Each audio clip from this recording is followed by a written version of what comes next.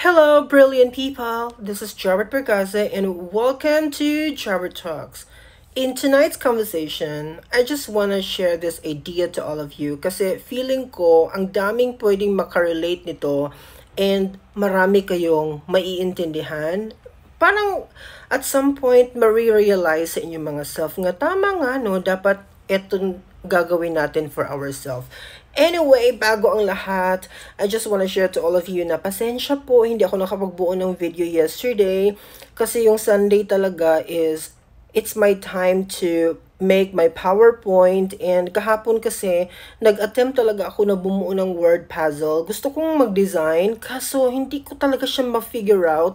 Merong something na hindi ko siya mabuo, ang tagal. So, na-consume yung time ko. Wala na akong panahon talaga to make video. Kaya, pasensya na po. At wala tayong na-release na video kahapon. Pero kahit pa man, hindi masyadong okay yung katawan natin. Lalaban pa rin tayo para makabugbuo ng video. Share ko lang sa inyo yung aking favorite na pen. Nakita ko kasi ito sa estudyante ko. Tapos hindi ko alam saan bilhin. Etong store na to, dun mo lang to mabibili yung mga pen na to. And kaya pala siya maganda mga my dear kasi made in Japan pala talaga siya. So nung nakita ko to for the first time na hawak-hawak ng estudyante ko, sabi ko na ang ganda ng pen na yan. Kaso wala siya doon sa malapit sa amin na sa school namin. So buti na lang may isang estudyante nagsabi sa akin na malapit daw yun, etong store na to sa bahay nila. So binigyan ko siya ng pera para bumili. Tapos iyon, binigyan ko rin siya ng kaunting papremyo. Yeah, after niyang nabili. So I have here, yeah! Ooh, nice one. Very nice talaga yung pen na ito. Anyway, okay. Let's go back to our conversation. Sinulat ko na to. Kahapon yung date nito, kaya lang hindi natin na-justify. So, ngayon ko i-discuss sa inyo. Sabi ko dito sa aking notebook, do not settle for less. Okay? Aim for a quality life. Wow, ang ganda. Do not settle for less. Kasi alam nyo, ako naman po ay isang taong gumising sa kahirapan. I have to say. And I'm very proud. Ayokong takpan yan. Lagi kong sinasabi na nagmula ako sa napakahirap na pamilya. My father was a carpenter. Retired carpenter na siya ngayon. Yung mama ko naman, pa-extra kung saan siya pwede makapagtrabaho, kumita. Naging plywood taper si mama. Tapos naging owner din siya ng sari-sari store na pinaglaban namin before. Maraming pinagdaanan si mama para, makasupport lamang sa father ko. Kasi ang liit lang din ang kinikita ng isang carpenter before. Hindi ko alam ngayon kung umangat na ba ang sweldo nila. So pagising ko sa buhay, sobrang hirap talaga ng buhay namin. Lagi kong nakikita na parang everyday na lang yung pagkain, yung basic na pagkain na bigas, ang hirap hanapin. Ilang ulit kaming nagmakaawa sa mga tindahan para pautangin kami. Ilang beses kaming nagmakaawa sa mga kakilala para pahiramin kami ng bigas. Nakakalungkot. Tapos, ang daming utang. May mga pagkakataon na grabe talaga yung mga naririnig ko, mga words na tinatapon sa mama ko, sinasabi sa mama ko. Ang sakit.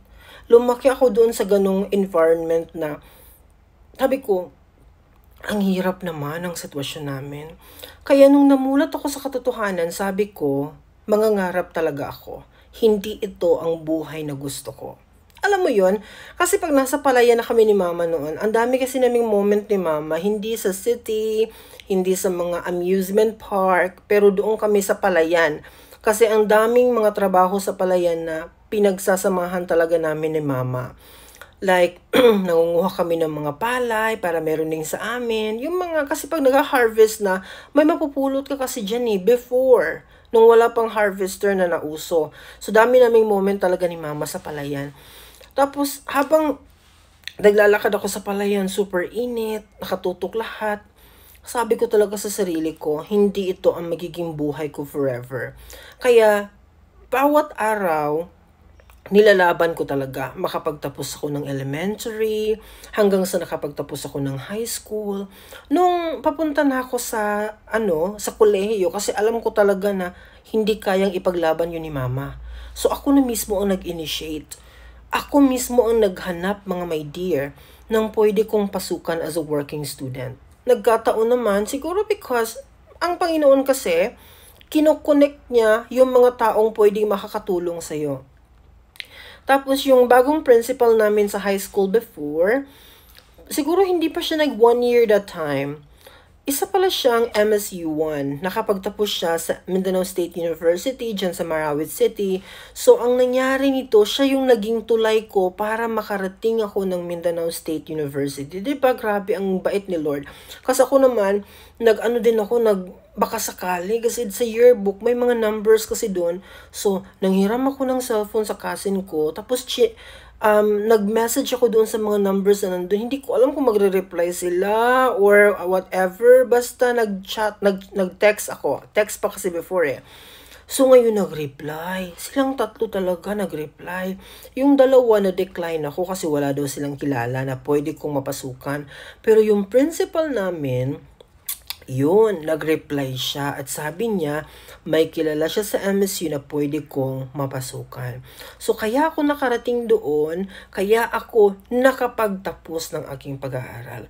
Kasi alam nyo, inisip ko kasi kung dyan lang ako sa lugar namin sa Butuan City, medyo mahihirapan talaga yung parents ko na makapagtapos ako. Kaya, yun, nag-isip ako ng paraan kung paano ako makapagtapos ng pag-aaral.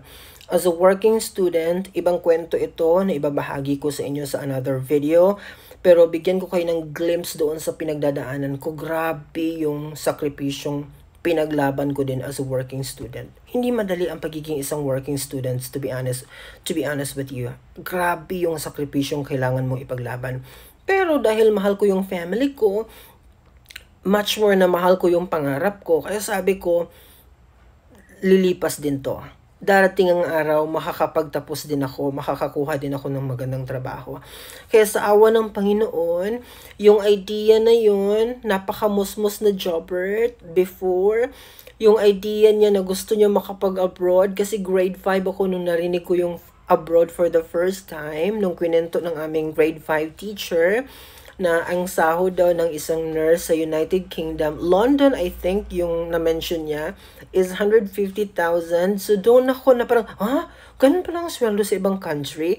So mula nung grade 5 ako hanggang sa lumaki ako, nasa utak ko talaga na in the future, I'll be going out the country and magtatrabaho ako bilang isang teacher.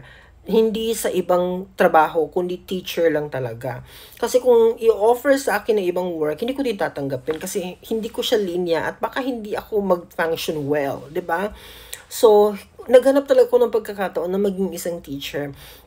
But anyway, balikan natin yung kwento. Kaya ako nakarating dito kasi nandun yung mindset ko na gusto kong mabago yung sitwasyon ng buhay namin. Gusto kong magkaroon ng panibagong kwento, magkaroon ng panibagong kabanata yung pamilya namin. Naawa ako kasi pag tinitingnan ko yung mga kapatid ng mama ko, ang hirap-hirap, kapatid ng papa ko, ganun din yung sitwasyon. Parang sabi ko, kawawa naman yung pamilya namin kung walang magsastand para mabago yung cycle ng aming buhay. Kaya sabi ko, dahil ako yung may ganitong mindset, kahit gaano kahirap, kung anumang paraan ang pwede kong magawa to change my life or our lives, gagawin ko ang lahat. So sa awa ng Panginoon, lahat ng na-figure out ko before na gusto kong mangyari is nangyari talaga siya. And ngayon, I'm living with my dream. Patuloy akong nagiging happy sa mga pinangarap ko noon kasi nakuha ko talaga siya, mga my dear. As in, na-achieve ko. But, as a human person, hindi naman tumitigil yung pangarap natin kasi pag na-achieve mo yung isa, nag-i-aim ka na naman for something more. So ngayon, meron na naman tayo mga another project sa ating buhay.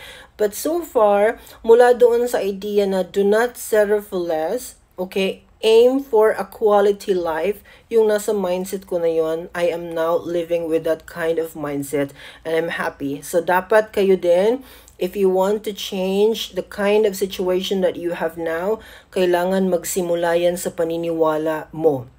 You have to believe in yourself na kaya mong baguhin yan, and with your effort and determination, I'm sure you will change definitely your life with the help of our Almighty Father. That would be all for tonight. See you again tomorrow for another video. Bye!